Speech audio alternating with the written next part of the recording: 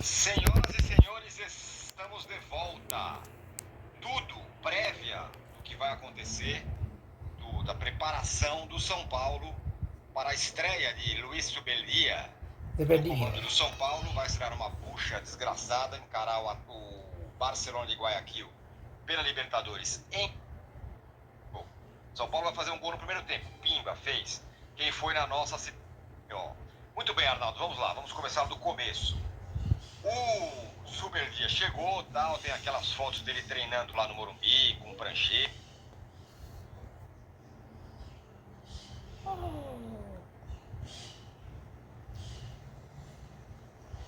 Tem que aumentar o volume.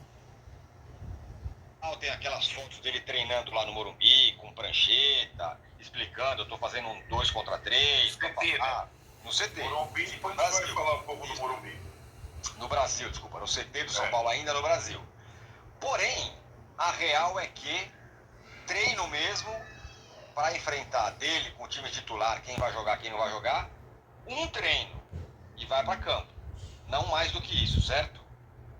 Um treino fora do Brasil. Nenhum treino no Brasil. É, isso. Um treino e fora do Brasil. É. Só no Equador, no campo do Emelec. Na véspera do jogo, pouco mais de 24 horas pro jogo. A gente viu o Zubeldia, só fazendo rapidamente a recapitulação. O cara chegou no Brasil no domingo de manhã, tomou um café, pegou outro voo de São Paulo para Goiânia, chegou em cima do jogo, assistiu o jogo do São Paulo contra o Atlético. Voltou com a delegação na segunda cedo, foi pro CT, conheceu as instalações, foi apresentado na hora do almoço, comandou o treino da tarde só para os reservas, os caras que não tinham jogado. Aquelas imagens que a gente viu na TV São Paulo, claro, os titulares saíram esbagaçados lá do jogo de Goiânia, no dia seguinte eles não treinam, só fazem regenerativa. Aí o treino com todo mundo, definição do time seria terça-feira de manhã, certo? Antes da viagem. Não, errado. Muita gente antecipando escalação, dando as pistas. O fato é que o Zubeldia não só não definiu o time, como ele não treinou o time, ele não esteve presente no centro de treinamento durante o treino da terça-feira.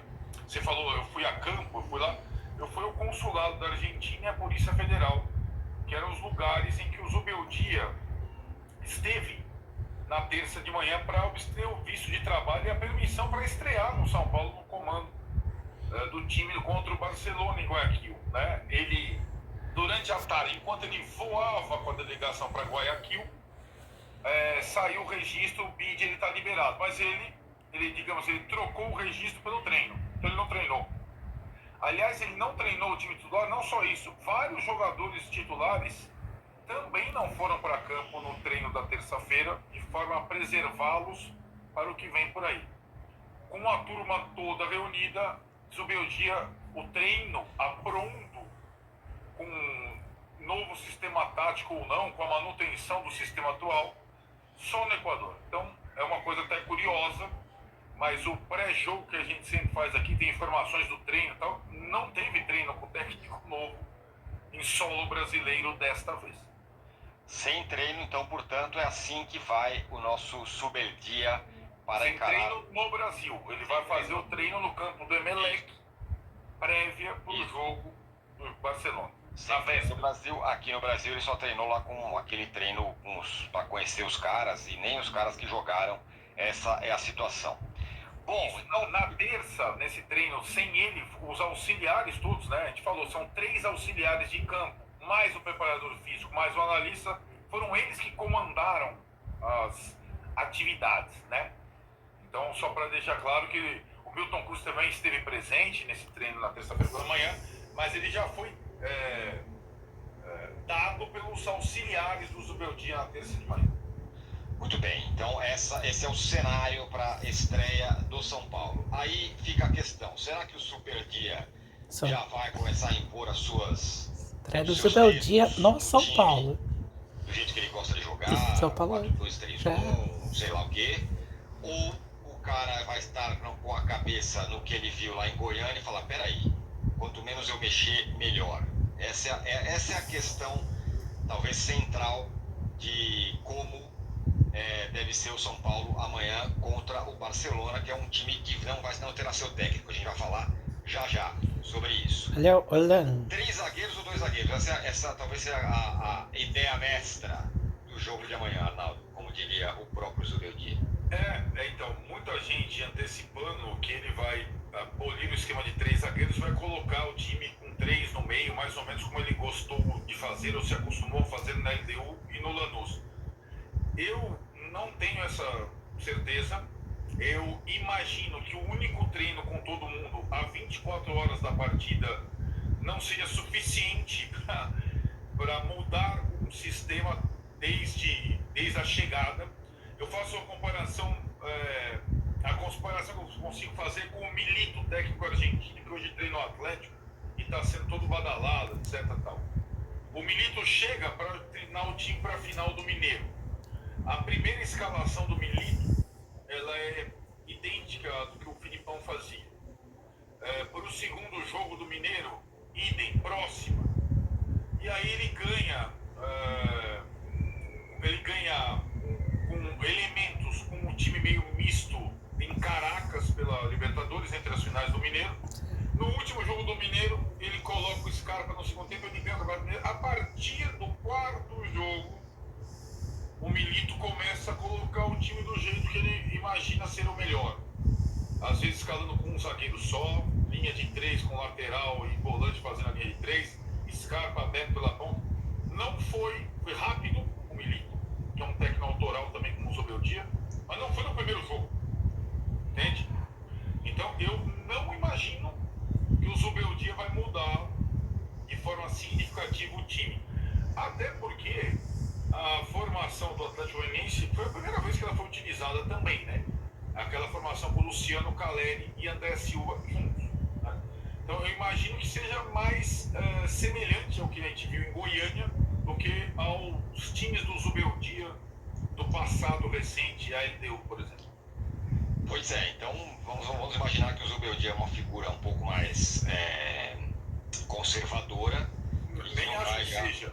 Não, mas por isso que eu comparei esse com o Milito, aspecto, entendeu? Porque o Milito também é um técnico, digamos, autoral, mas nem por isso ele na primeira partida ele já... Né? Conservador nesse sentido, não vai chegar lá e dizer, não, agora é do meu jeito, deixa que eu vou, tal, não, né? Provavelmente a gente imagina que não seja. Sendo assim, você quer fazer o quê? Você quer que a gente tenta bolar um time agora, um possível time? Eu acho um exercício infrutífero. máquina infrutífera. Talvez o jogador que tenha... Tem 2 jogadores que ganharam pontos absolutos no jogo de domingo, que o Zubeldia assistiu e que devem permanecer no time. Foram as novidades do Milton Cruz, Alan Franco e André Silva. Né? Então essas foram as novidades do Milton Cruz. Eles jogaram tão bem contra o Atlético Goianiense que esses devem permanecer no time. E aí isso me indica que ele vai manter, possivelmente, me indica, a linha de 3 e os 3 na frente. Né? Eu acho que ele não tiraria Luciano ou Caleri para deixar o André Silva, porque os outros 2 também foram bem com o André Silva no último domingo. Então eu não vejo muito motivo atual para ele mexer nessa coisa que deu um primeiro cheiro. Foi a primeira vez que esse time jogou junto contra o Atlético Goianiense. Isso é a minha impressão, não é informação.